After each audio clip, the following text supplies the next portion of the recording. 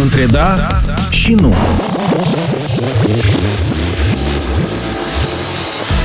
Invitați, întrebări, răspunsuri.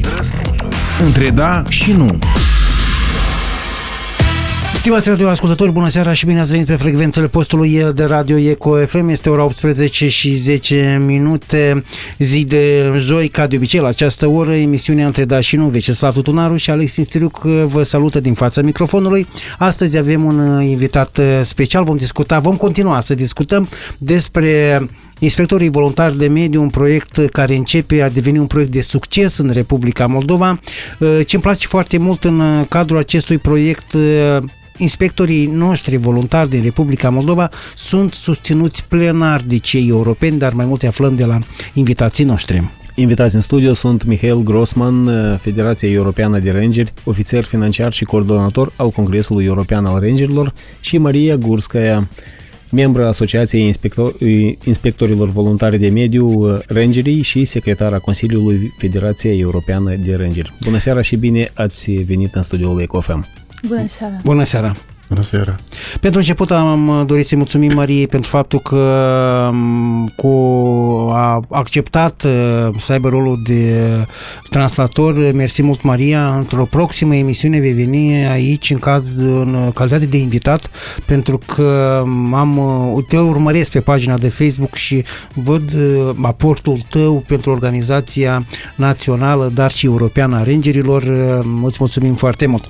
Acum, prima întrebare către domnul Grossman. Chiar ne interesează, știu că a mai fost odată în Republica Moldova, cum a descoperit Republica Moldova și ce i-a plăcut aici la noi?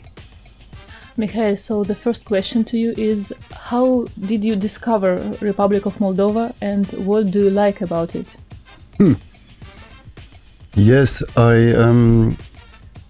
I followed the idea to come to your country to support the establishment of a new ranger association in your country.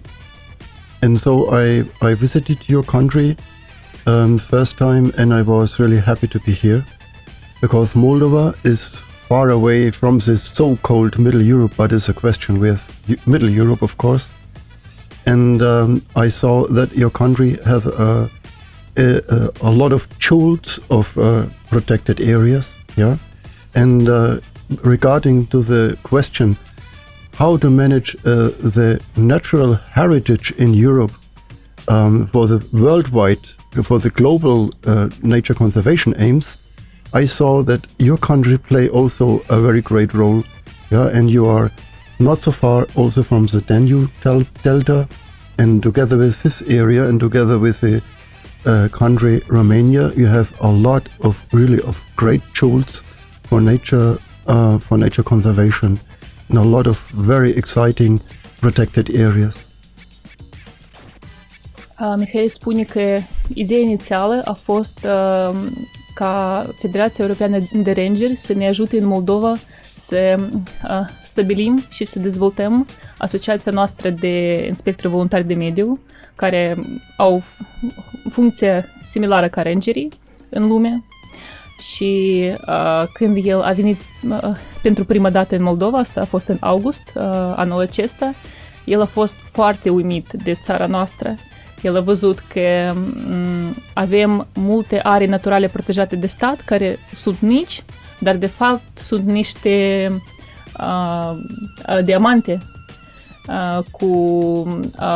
cu patrimoniu și natural și cultural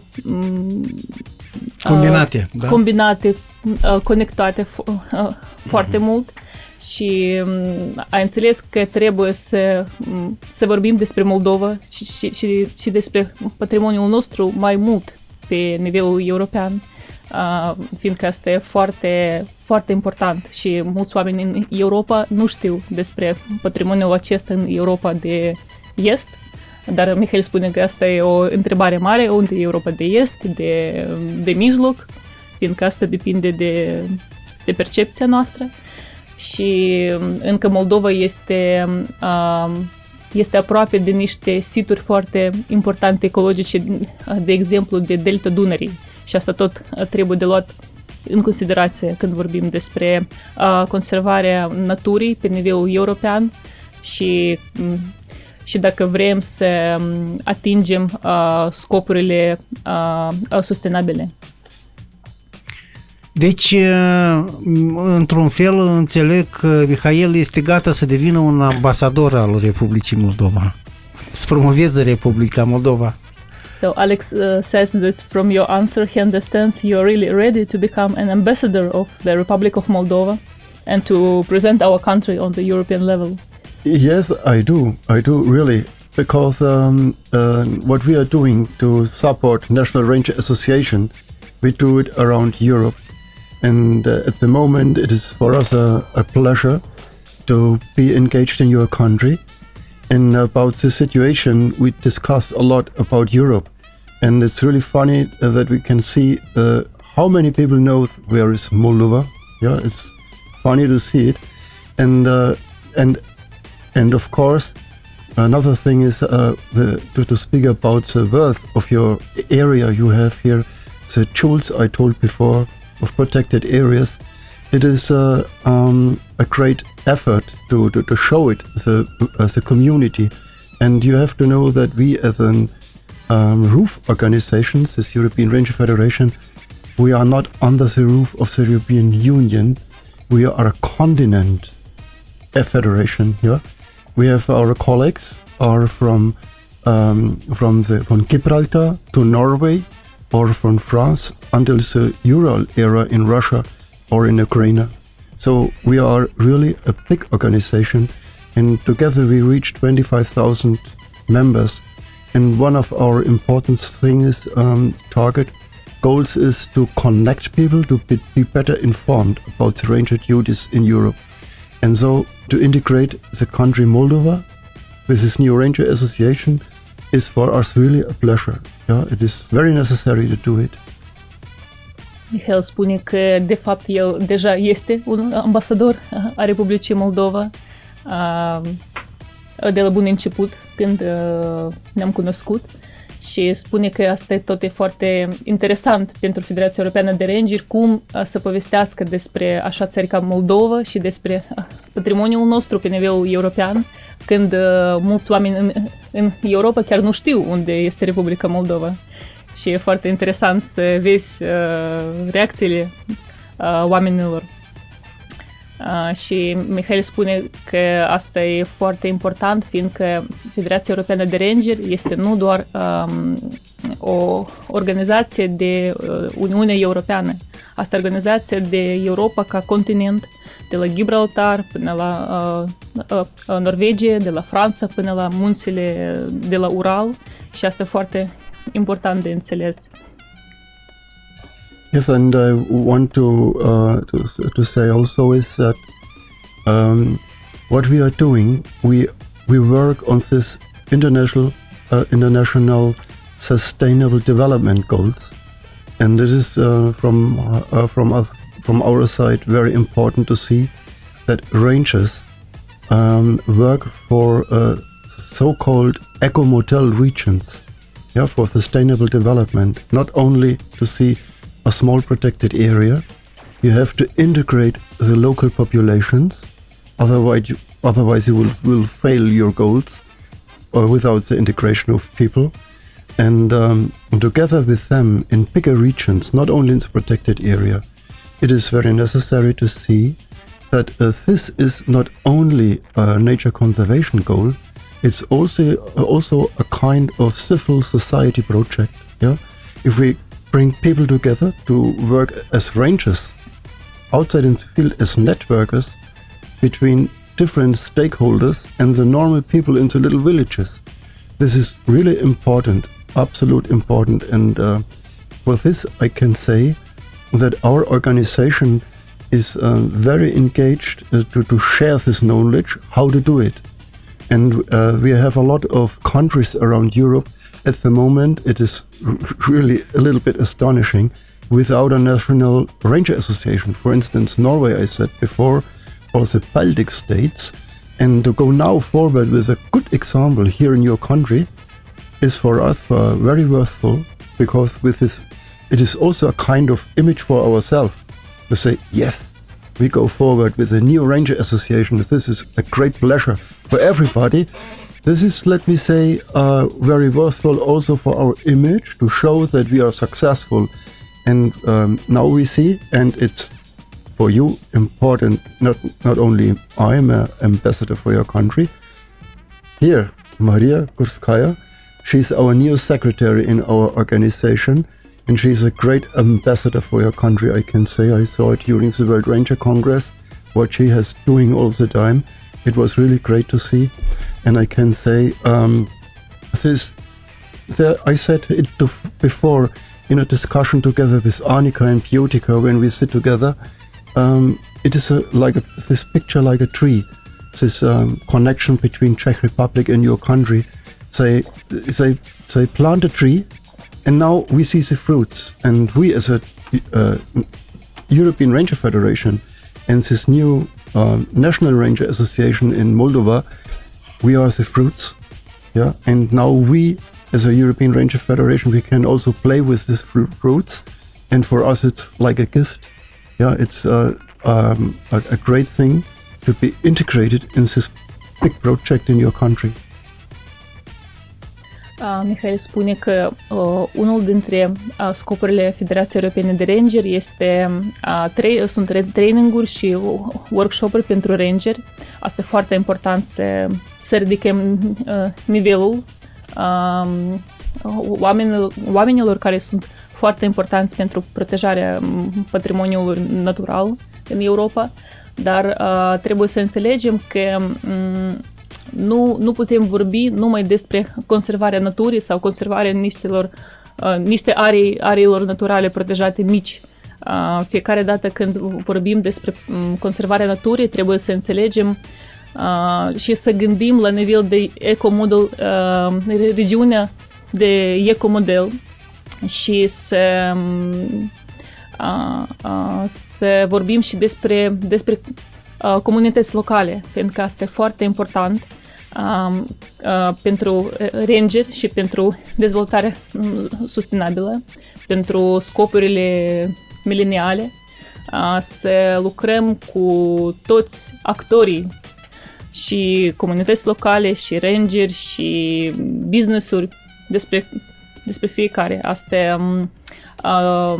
și din percepția aceasta putem să spunem că rangering nu este nu numai despre conservarea naturii, dar asta e de fapt un proiect social de un nivel înalt. Este despre oameni. Despre oameni, da, despre oameni și natură împreună.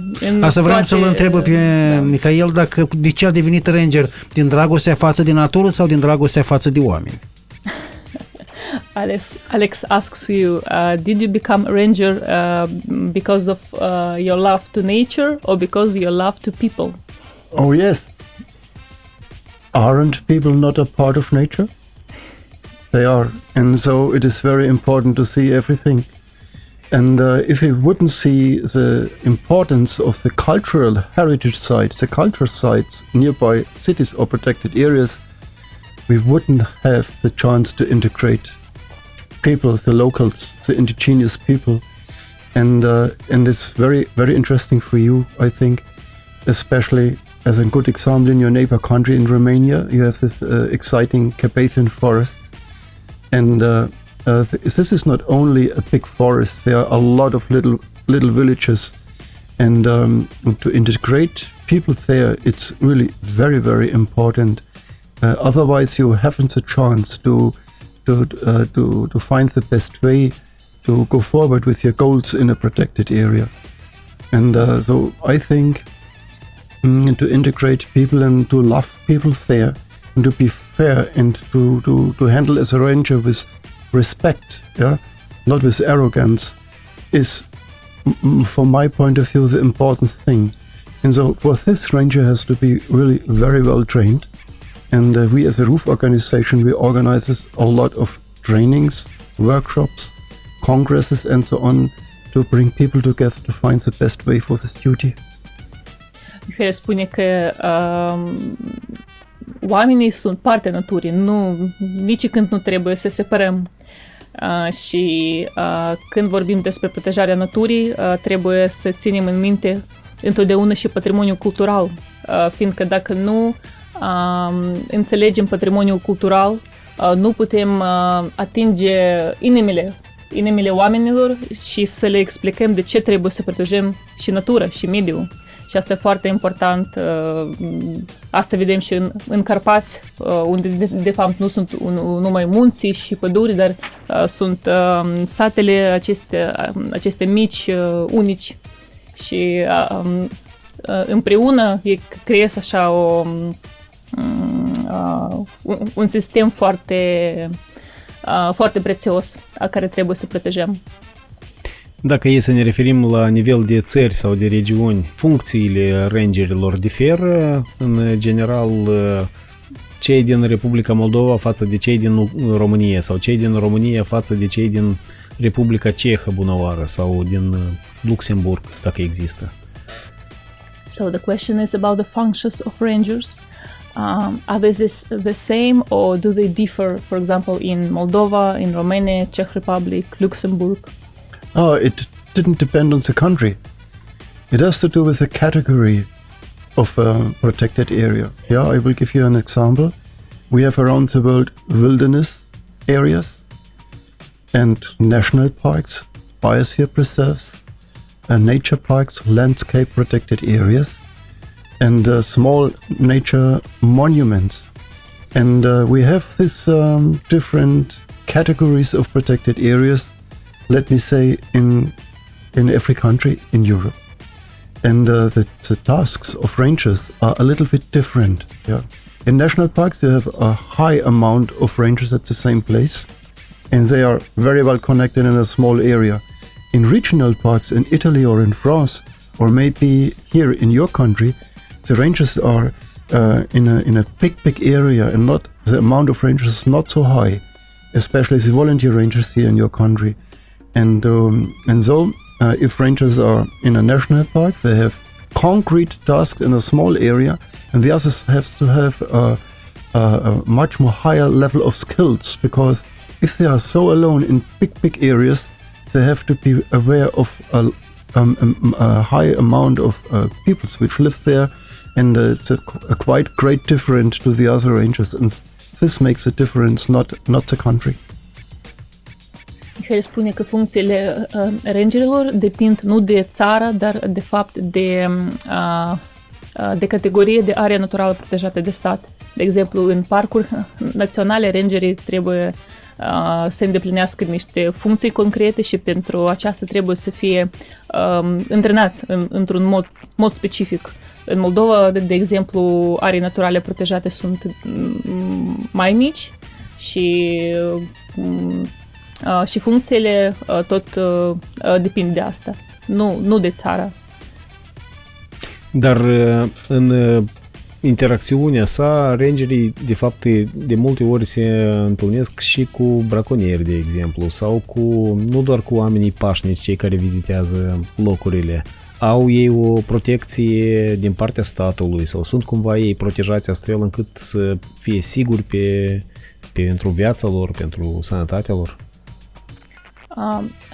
Rangers sometimes face really difficult, challenging situations. For example, poachers, not only like tourists or some peaceful people.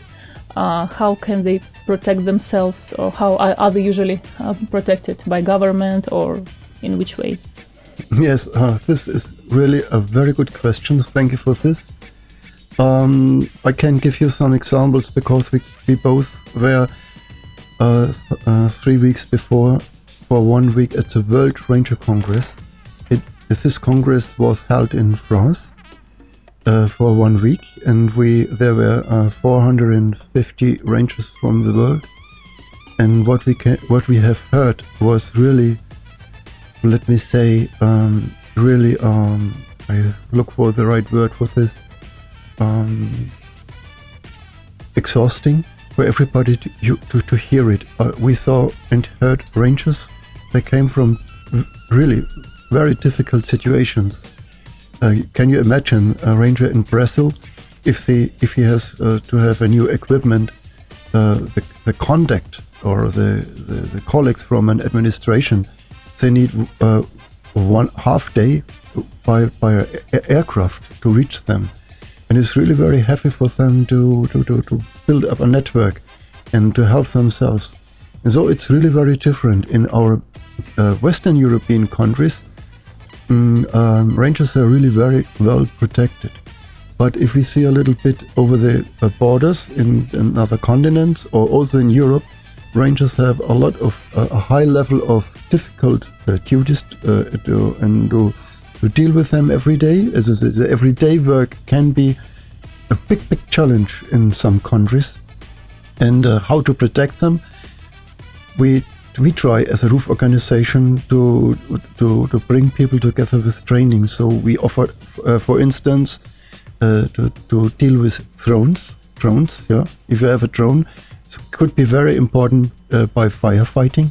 Could be very important for monitoring in a protected area. Could be very important to look for poachers. Yeah, also drones with night binoculars and so on. And it is also a very interesting thing. There are dogs, nature conservation dogs. Yeah, we say Key 9.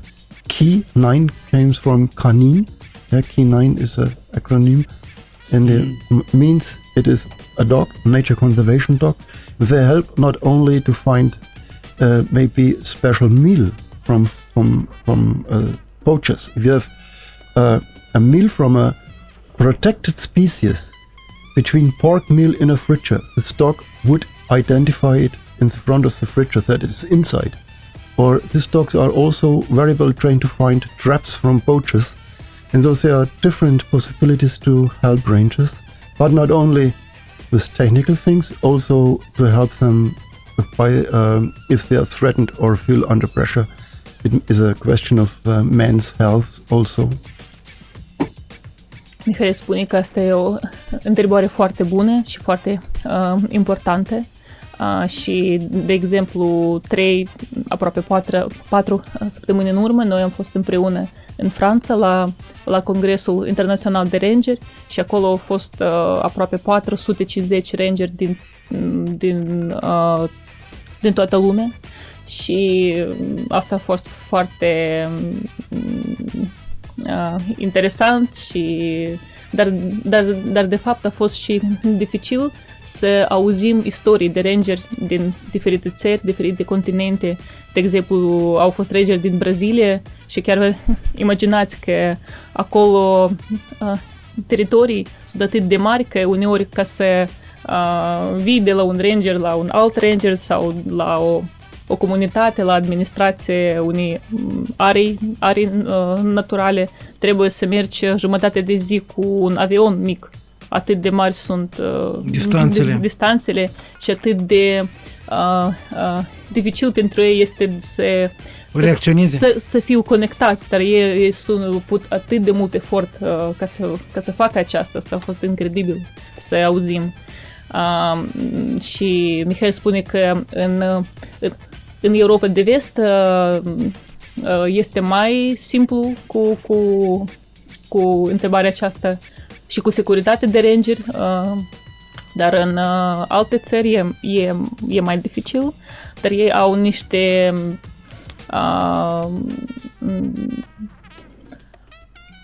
niște soluții și pentru asta, de exemplu cu drone, ca să nu intre ranger în interacțiunea asta directă. El poate folosi drone și în timpul zilei, nopții pentru monitorizare și mai departe. Sau câini special întrenați sunt tot un ajutor foarte mare pentru ranger. Eu vreau să vorbim despre un ranger din Republica Moldova de care nu s-au prea bucurat vecinii lui că au între ei un ranger, pentru că el a început să-i pună la respect. Acum, în zona unde trăiește, nu observi deșeuri. Acum, în zona unde trăiește, nu se taie păduri, pentru că este o zonă de vile. Și vecinii s-au deprins să trăiască cu el, să conviețuiască și, desigur, să nu încalce legea. De asemenea, este un rezultat al organizației de rangeri din Republica Moldova. Alex spune că... No, in English. Yes. Alex says that there is an example of a ranger in Moldova who lives in a village, let's say, and so when this ranger starts doing this job, probably neighbors are not so happy from the very beginning, but finally there is less garbage, there is less illegal cutting of trees, and so on and so on, and little by little they get used to it, and their behavior on the local level, on the community level changes. Și el inspectează cu ATV-ul tot timpul zona pentru ca să vadă dacă totul este regulă, dacă nimeni nu a călcat legea. And he all the time monitors the area with the ATV, yeah, to see if everything is okay and if there are no illegal things happening. Și eu totuși ajung la ideea că inspectorii voluntari de mediu, rangerii, sunt niște romantici. And Alex says that pe lângă toate că luptă cu pentru a apăra natura și mediul ambient, dar totuși sunt niște romantici. So finally, if we speak about rangers and also especially about rangers volunteers, inspectors volunteers in Moldova, let's say finally they are some romantic people, because to dive into this topic, to do what they do, it's really something unordinary. Așa este. Is it like this? Do you agree? At the end, after some years, it is the target to find the best solution, to come to this result, of course. But at the beginning, I have to say that rangers has to have a high quality of storytelling and nature interpretation quality.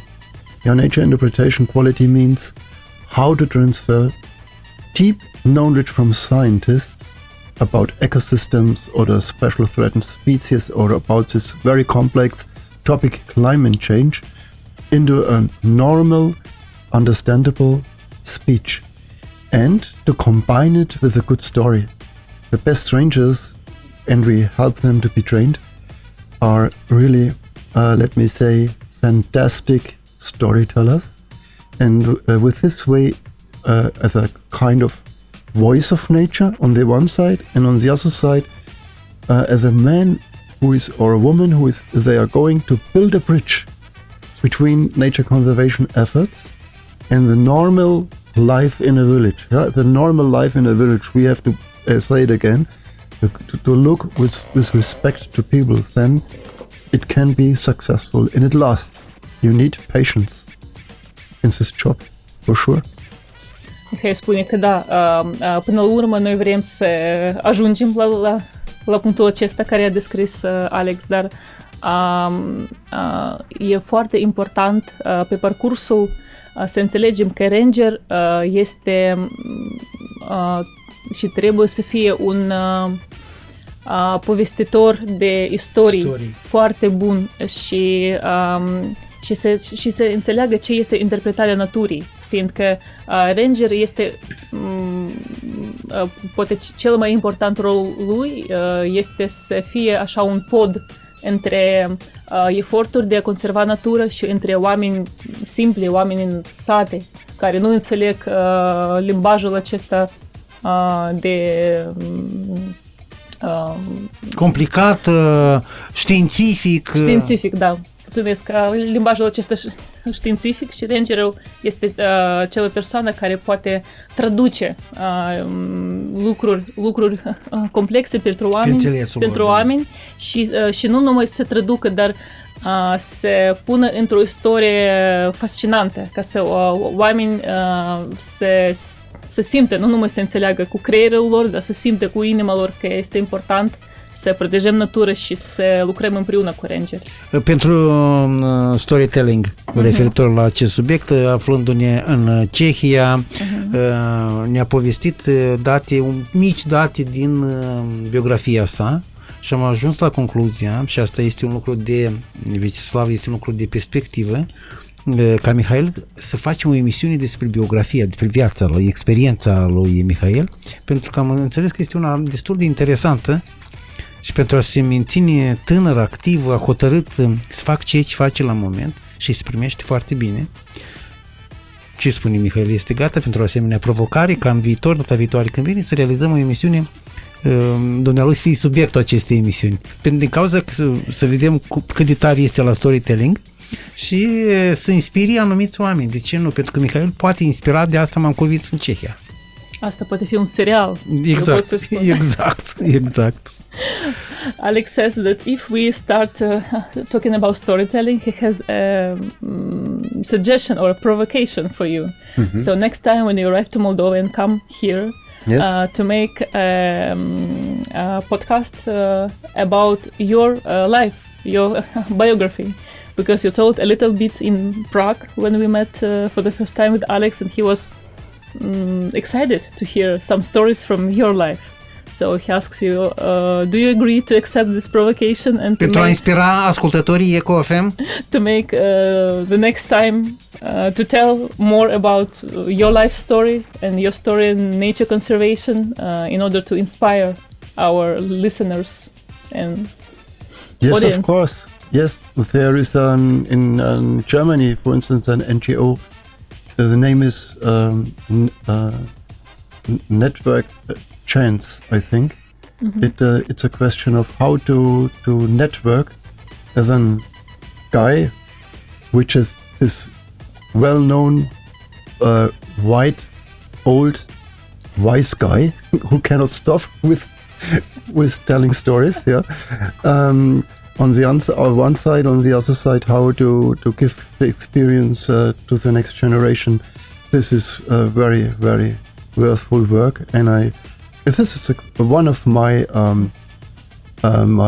this is a spirit why I'm again and again engaged is on the level European Ranger Federation. Not to stop with it, and of course I will do it. Mihail spune că da, desigur, eu voi face asta. Și spune că în Germania este așa o organizație, ONG ca what is the name of the ONG? Network Chance? Yeah? Yes. Numele este șansa de networking, de colaborare și asta anume despre întrebarea aceasta, cum să punem împreună cum spunem, un bărbat cu experiență? Clasic european, cu mare experiență, care nu poate care vrea să vorbească și să vorbească și cum să-l conectăm cu niște generații mai tinere care vor să învețe din asta. Federația Europeană a Rangerilor are pârghii și puteri de a schimba legislații, de a modifica, de a sugera unele modificări la legislațiilor astfel încât natura să fie mai protejată. The question is if the European Ranger Federation can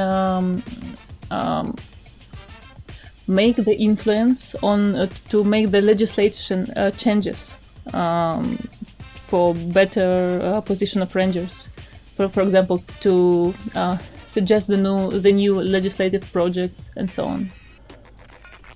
The question: do you mean the situation in your country or in general? In European countries, yes. In America, in Australia, in Canada, in Indonesia, rangers all over the world have the same duties. Yeah. You have to look to the development in the protected area, means monitoring. And to understand what happens there, it is necessary to find the right way for environmental education and storytelling and information to people, and on the other side to protect the area. And this is really a quite big challenge for everybody who works alone outside in the field. And it is a good question how to train rangers to be protected by themselves and how to organize the administrations. Yeah, it's also very important that the administrations in these countries see that these guys, men and women outside in the field, are the picture of a protected area. Yeah, they are responsible outside, And if there's some questions, everybody runs to rangers. And of course, for some managers and directors in protected areas, it's a little bit a pity to see that the important guys in a big protected areas, they are mostly the rangers, because they have the uniform, they are sympathetic figures, and so on. But this is not only one side of the medal.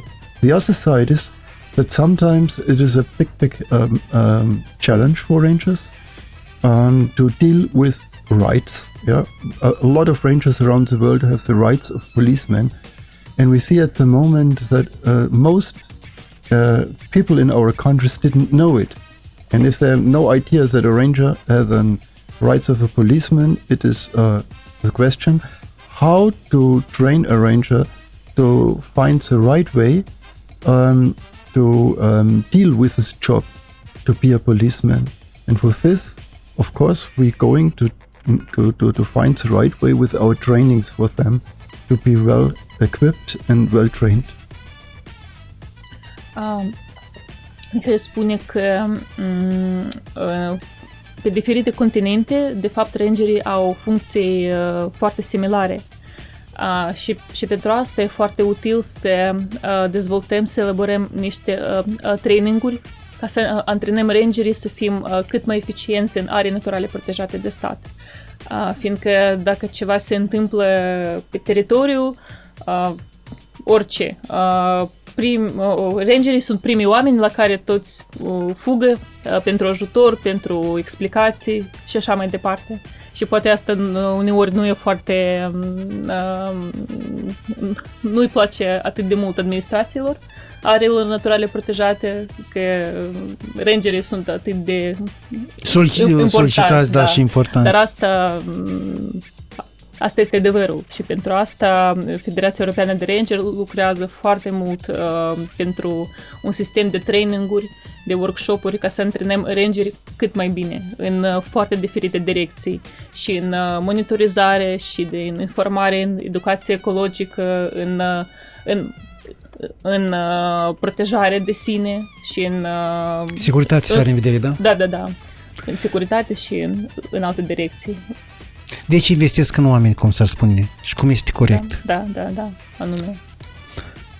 Haideți să vorbim despre acel forum care va avea loc exact peste un an, peste Prut, unde se vor aduna, bănuiesc, de asemenea rangerii, și noi, cei de la EcoFM, pentru că avem un studio mobil, am putea merge să emitem de acolo în direct. Mă uit la Vecislav dacă este de acord. Am putea face chestia asta de a merge cu studioul nostru mobil să emitem chiar din cadrul forumului. Alex says, so let's speak a bit about this Congress, next year European Ranger Congress that will happen in Romania in 1 year. And can you talk a little bit more about this? And Alex already has an idea, because this studio can be also a mobile one. So wow. Yes, they can move to Romania and work there. Broadcasting, da. Work during the Congress with this mobile studio there. First, I would say, I hope you will remember what you said.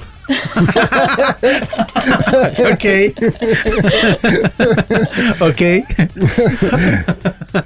Văd că și Vecislav este de acord, deci putem să organizăm acest lucru. Deci povestiți-ne despre eveniment. With this plan, we will see again soon. Now to your question,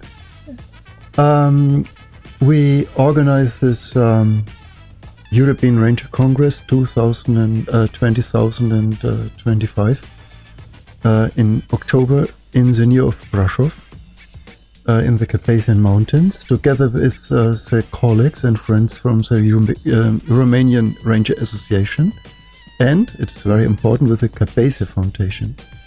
And I do it now step by step, a little bit slowly, that Maria can translate carefully.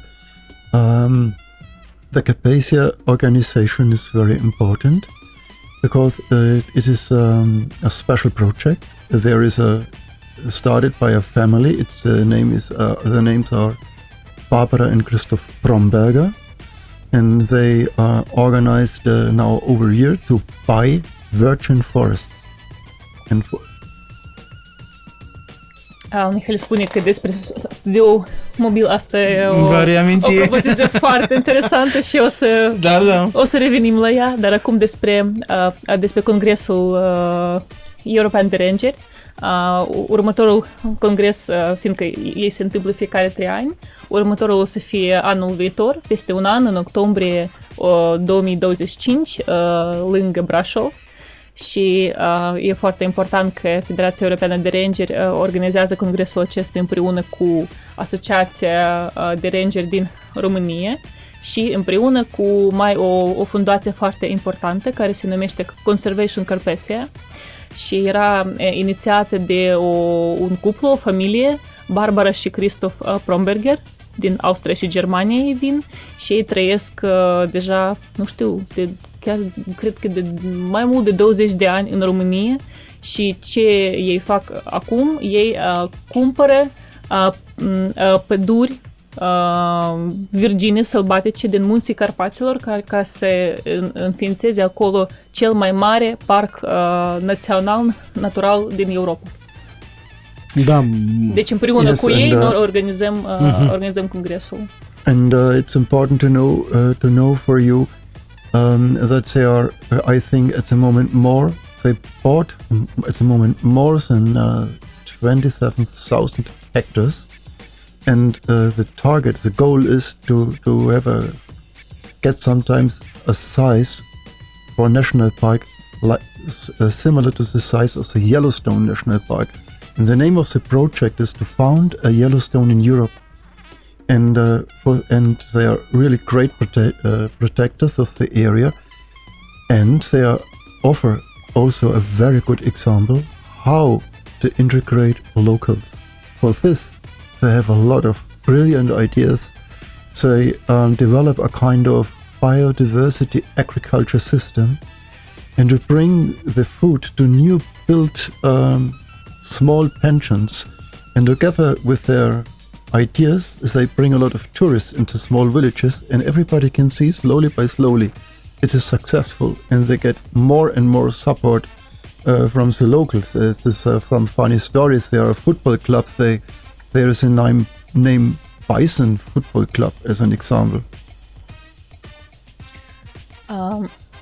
Mihail spune că ca să înțelegem dimensiunile, că până acum Barbara și Christoph cu fundația lor au cumpărat aproape 27.000 de hectari de păduri din Carpați, Piatra Craiului și Făgăraș, în regiunea aceasta, dar scopul este 10 ori mai mult de cumpărat ca să înființeze, cum am spus deja, cel mai mare parc național în Europa, ca să fie ca un Yellowstone în Europa.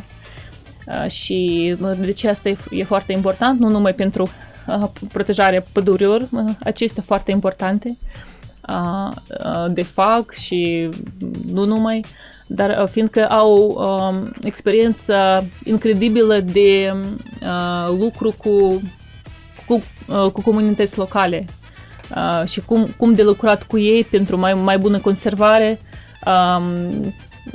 conservarea naturii și pentru mai bună dezvoltare a regiunii și au dezvoltat niște concepte foarte interesante de agricultură prietenoasă cu biodiversitate, de înființat niște produceri mici și cu producția aceasta artezanală ca să ea fie pentru turiști în sistemul acesta de turism sustenabil în zonă. Și au idei, nu numai idei, dar și istorii foarte interesante care deja se întâmplă în regiunea aceasta, de exemplu cu un club de fotbal din regiune, dintr-un sat, care a schimbat denumire și acum se numește Zimbri. Yes, and I want to say again also, this is a very special and a very good frame for us to organize a congress there. And I think we will have around 300 rangers for this congress from the most European countries. And we have, I think, not only to speak about the biodiversity ideas in this region, also we have to speak about the bird migration issues. It's very important for us.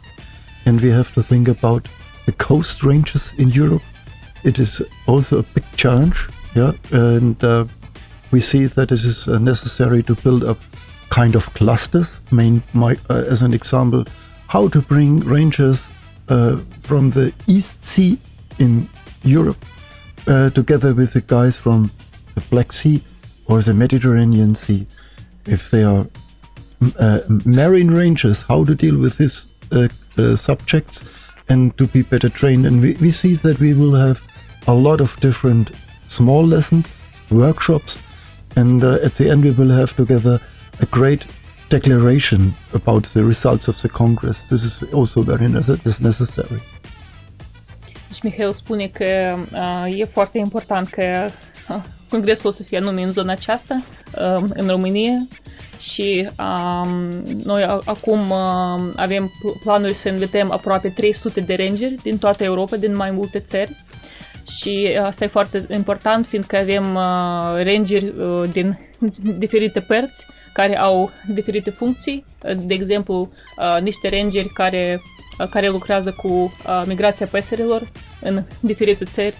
Putem să spunem și despre Delta Dunării și despre țării Baltice, de exemplu, și în timpul congresului ei pot să se întâlnească. Sau să vorbim despre rangeri marini, și asta e tot o posibilitate. Un subiect pentru următoarea emisiune, pentru o altă emisiune. This is rangerii marini.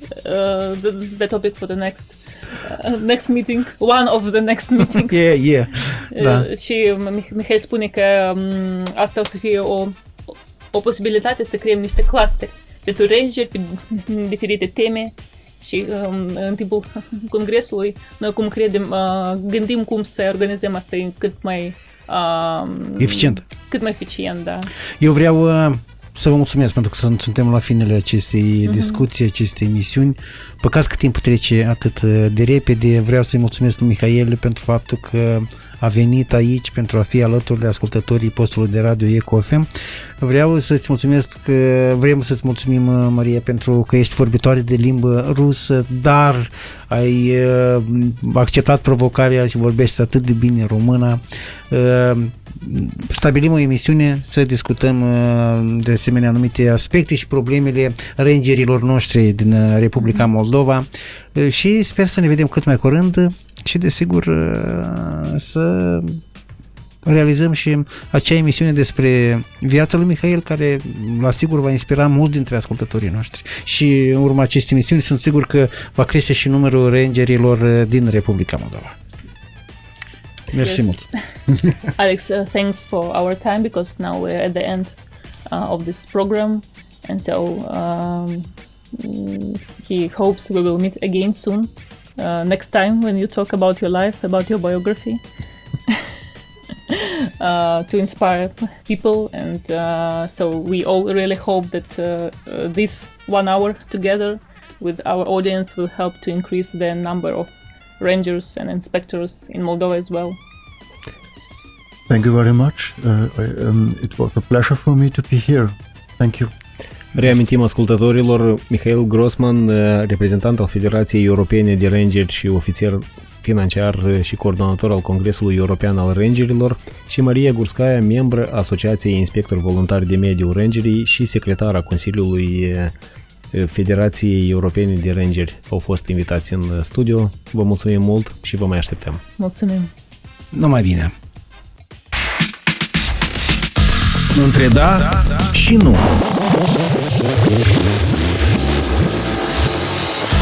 Invitați, întrebări, răspunsuri. Între da și nu.